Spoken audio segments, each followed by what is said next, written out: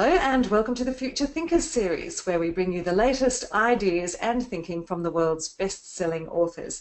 My name is Christine Kinninmont, and today I have with me Jaynie Smith, who's going to discuss the important lessons contained in her book, Creating Competitive Advantage. Jaynie Smith is not just a best-selling author, she is the CEO of Smart Advantage, and she's been an international speaker and consultant for more than 20 years. She works with Fortune 500 companies and has spent more than 40,000 hours coaching CEOs and C-suite executives from mid-sized companies to multinational organisations. Jaynie Smith, welcome to the Future Thinkers series. Thank you, Christine.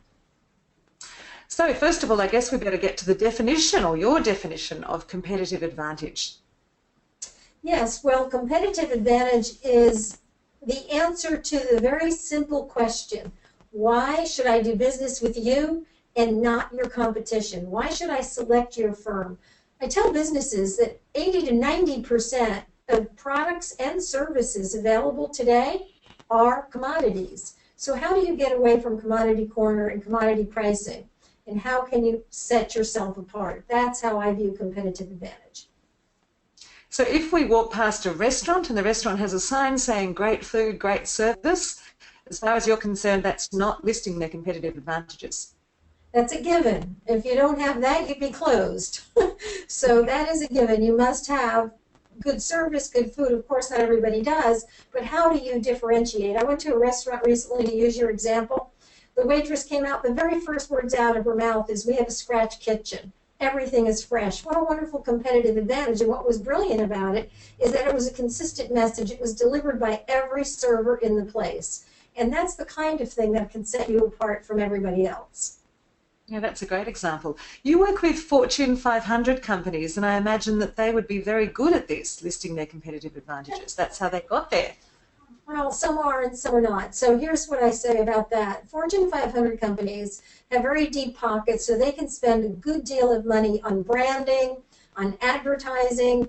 Most mid-market companies don't have deep enough pockets to play an ad that says, "Just do it," at a soccer match, football match, or anything like that gets a lot of television viewers. We can't do that. We can't use a byline to sell. We have to have an answer to why us. So Fortune 500 companies, because they rely so much on advertising, don't necessarily do a good job of differentiating. Some do, a little bit better than others, but in working with them, we find they have just as much trouble defining for themselves and their sales staff what differentiates them.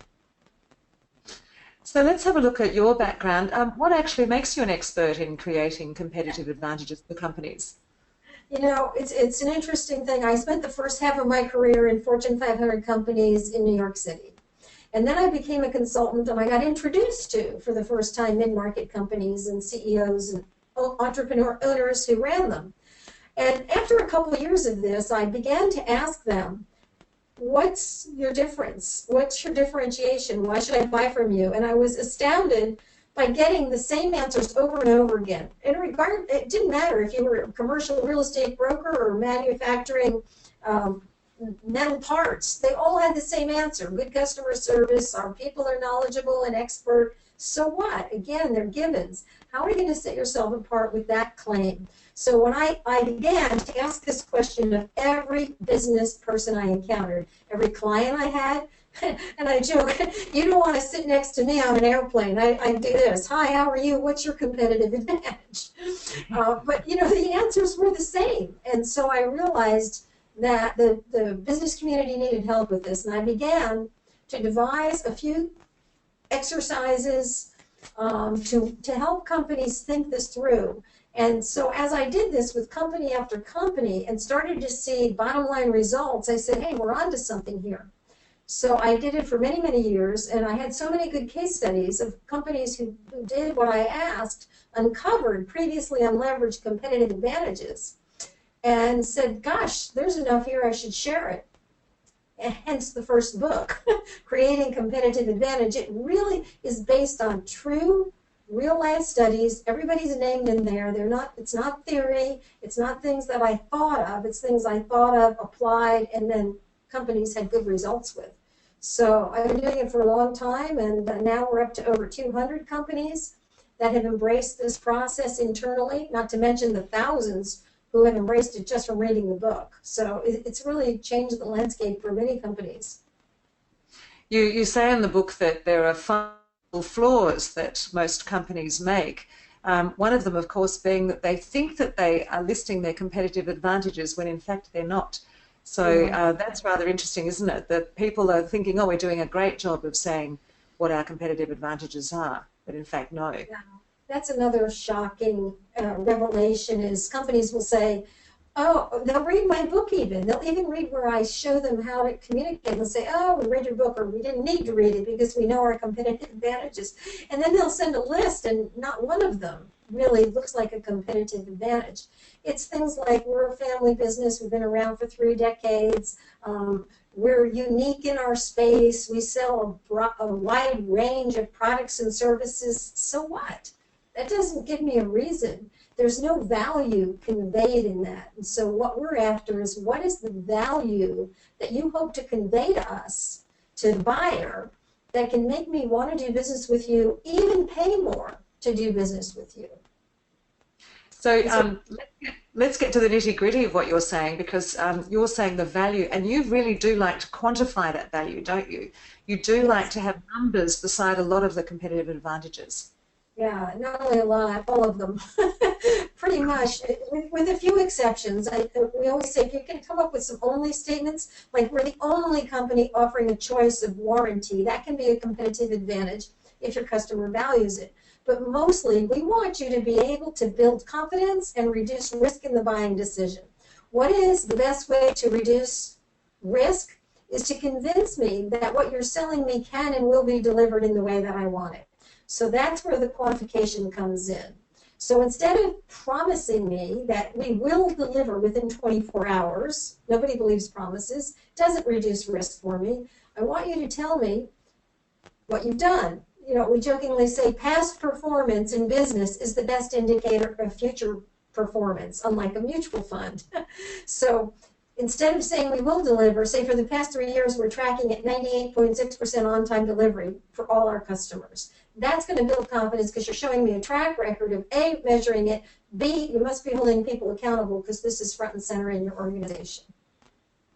So we're talking about data mining there. That does sound very time consuming. It sounds very expensive. Obviously, you think it really does make the difference. It is worth it. It makes a dramatic difference. And if you read either one or both of the books, every one of those case studies, people have closed sales, some of them as much as 100% within a year growth, because it makes a difference when people see that you're A, relevant, you're measuring that which they care about, and you're sharing those metrics. There's transparency around how well or how poorly you're doing. And so our clients are doing poorly with it. The number one thing they do is they get all over it so that they can show a track record of marked improvement. And so their performance is always enhanced in the areas that they discover are most relevant to their customers. I mean, that's a really lovely example you've just given about someone saying, 98% tracking on-time delivery. Can you give any other examples that really stand out for you? Sure. One of the examples I like to talk about, I'll give you 2 of them in the flip side of the coin.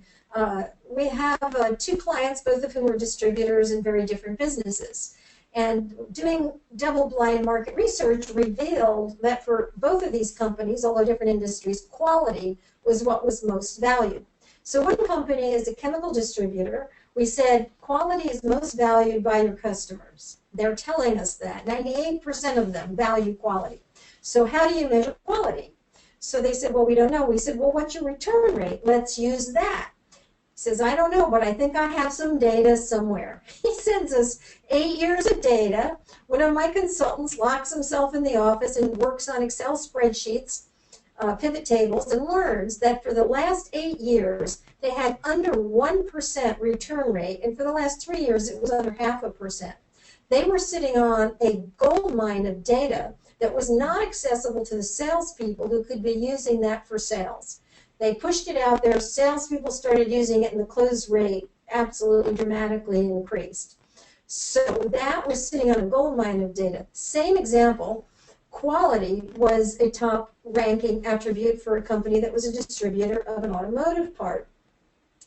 We asked them, how do you measure quality? Don't know. We said, okay, what's your return rate? Don't know. We don't measure it. We said, fine. Measure it for the next month or two and get back to us.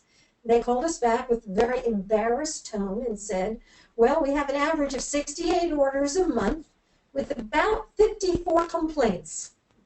They were sitting on a landmine. So we started looking into it. They had manufacturing defects in China.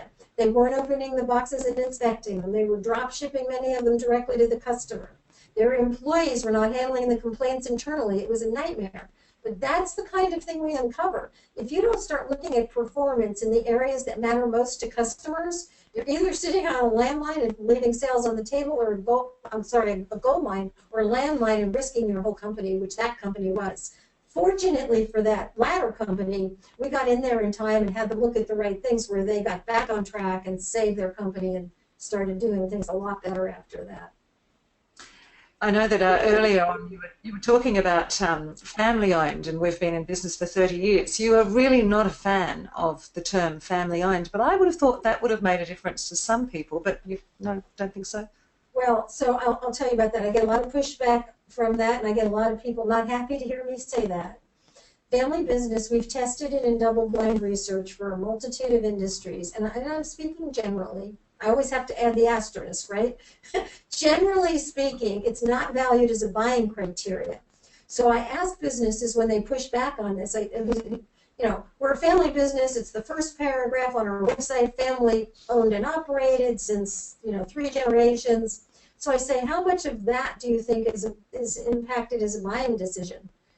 Do they really care? Do they care that you're on time, in full, good quality, good response to issues? Or do they care that you're a family business? It's about the hierarchy of buying criteria. It may be interesting, and it may matter to some people. The pushback I get are from small businesses and small communities. They'll say, well, we all grew up together. Yes, it matters. I'll say, fine. If you want to use it, make sure it's relevant. Because what we find, it's not very relevant.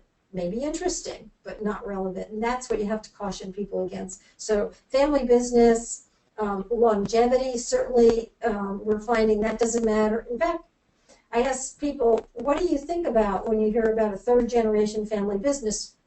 What are the adjectives that come to mind?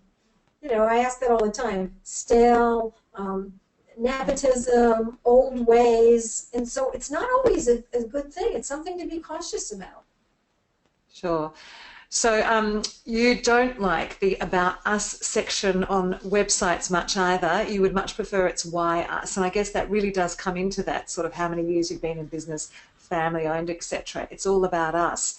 You're really not a fan of that. You want it to be Why Us. Can you just talk us through that? Yes. So I want your website above the fold to answer the question Why Us in 3 or 4 serious bullet points. What is it that differentiates you? I'm not against an About Us page, but I don't think it should be the home page, and I think it should also have quantifiable bullet points that describe the Why Us. If you want to brag about your expertise, then on the page you might say 100% of our technicians are certified in the following disciplines.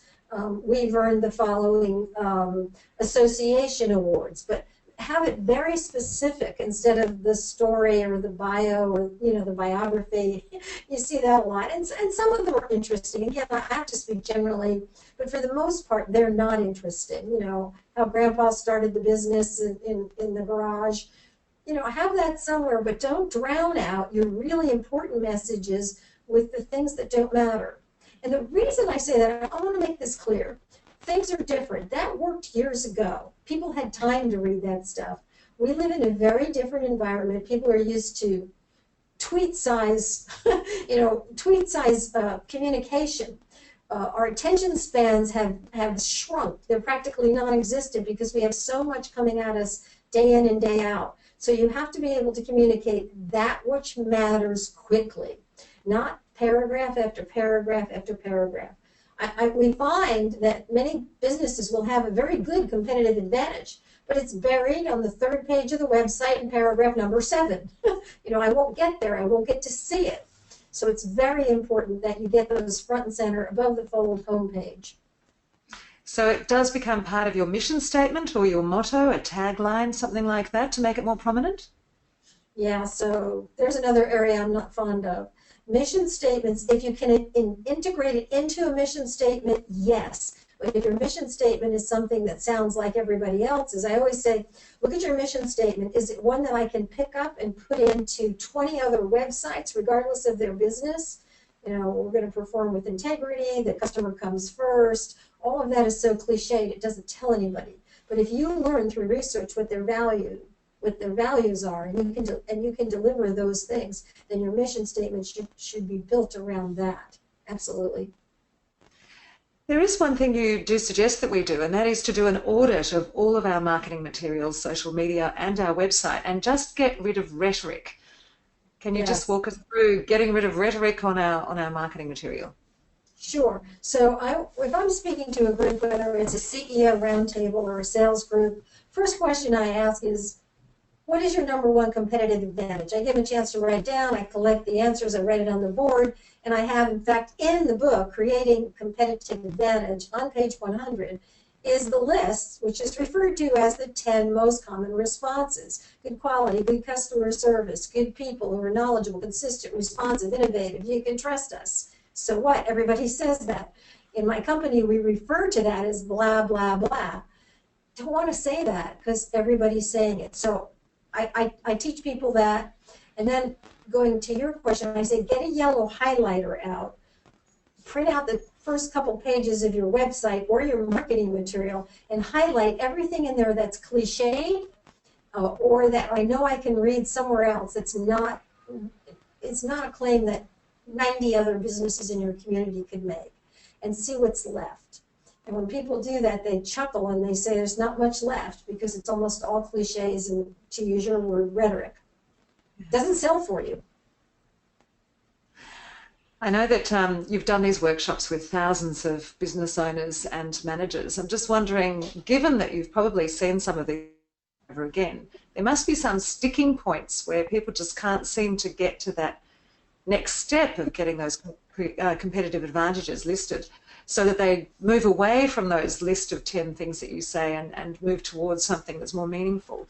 Can you just walk us through some of the sticking points that might be a problem with getting to this point?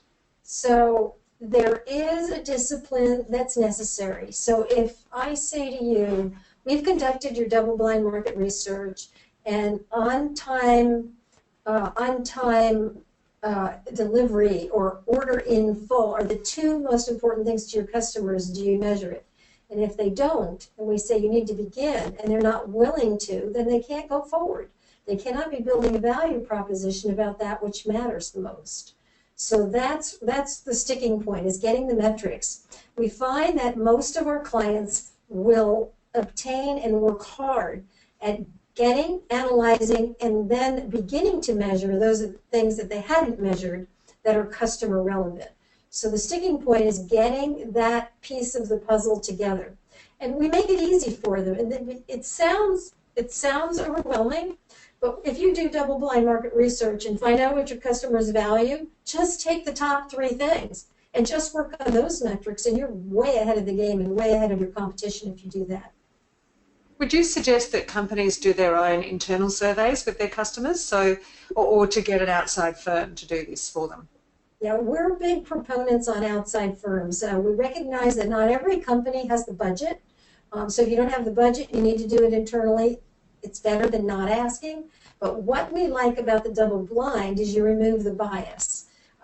They don't know it's you asking. They don't know if it's your competitor or an association, a magazine trying to find out information. So they tend to give you more honest answers. You tend to find out where price really is, if it's mentioned a lot when asked what's most important. And when we do a double blind, and this is always the shocker for most companies, is price isn't as high a buying criteria as everyone thinks. But because an organization, salespeople are on the front line negotiating every day, they're hearing price, price, price. And because they don't have another message around the value, it is price. We become a commodity when we don't sell all the other deliverables that we're good at. Does your competitive advantage have to be absolutely unique? I mean, does it have to be unique?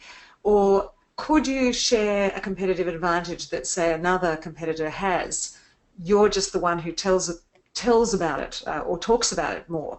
Absolutely, and we find that. So if I go into an industry and let's say I have a big distributor and he needs to measure on-time delivery, in full, and accurate invoices, making those three up. And so he starts touting that on his websites to his customers. His competitor finds out, he starts touting it too. Okay, so who's got the better score? Who's been measuring it the longest? Who talks about it consistently? This, going back to your prior question on where do people fall off the wagon with this, it's the consistency piece. Sometimes they simply do not have a consistent message. Words. One salesman saying one thing, another salesperson is saying something else. So the external marketplace cannot really know what you're about if that happens. And so you've got to get that consistent message going as well. And that will make a difference in competing with someone similarly. Sounds like very good advice there to have a bit of a playbook for sales staff, which does list those competitive advantages. I'm just wondering whether or not you could summarise what the main key messages are in your book, Creating Competitive Advantage. For you, what do you think are the main things we should take away from this book? Well, the main thing is that don't assume you know what your customers value. Chapter in there called Dangerous Disparity. In doing research for hundreds of companies, before we give them the research findings, we always say, what do you think are the top 3 things that your customers value? And I can tell you that more than 90% guess wrong. So don't assume that you know the 3 or 4 things most important to your customers and build your sales message on those things that you think, because chances are pretty good you're not in the right not in the right ballpark with that. So that's number 1. Don't make assumptions about it.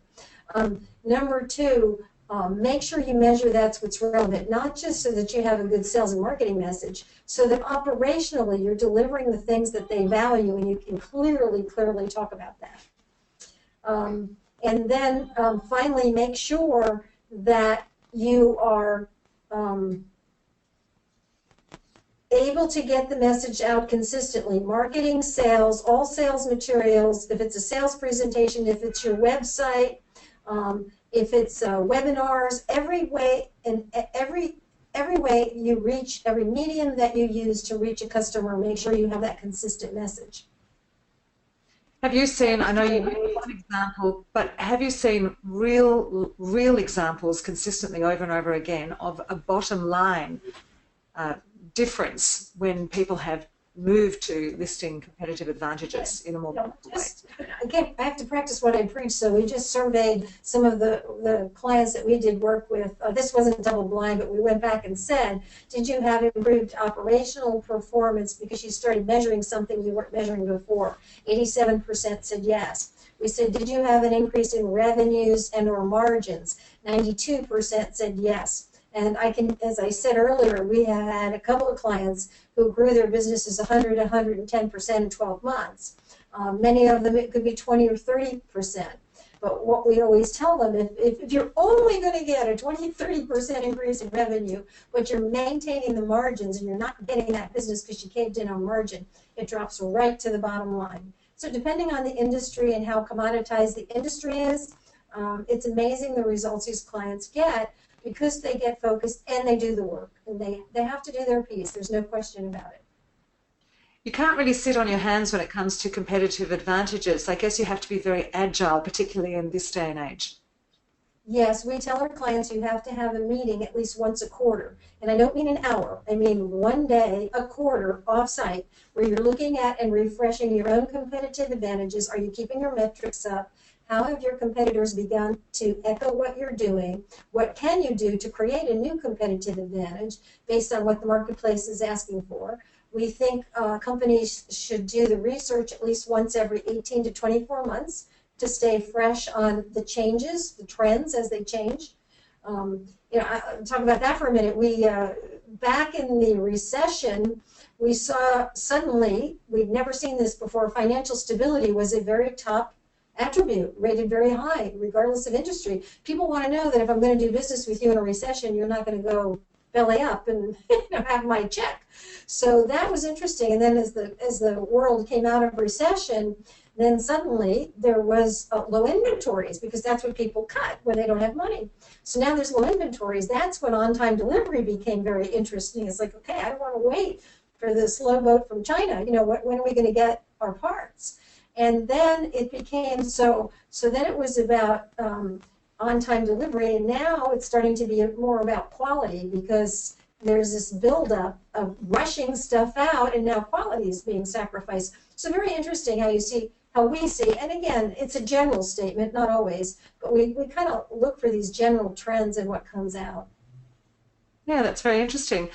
Well, Jaynie L. Smith, it's been an absolutely fascinating discussion. I'd just like, before we go, to ask you if you have received any piece of business advice in your own business, Smart Advantage, and whether you could share that with our Future Thinker members today.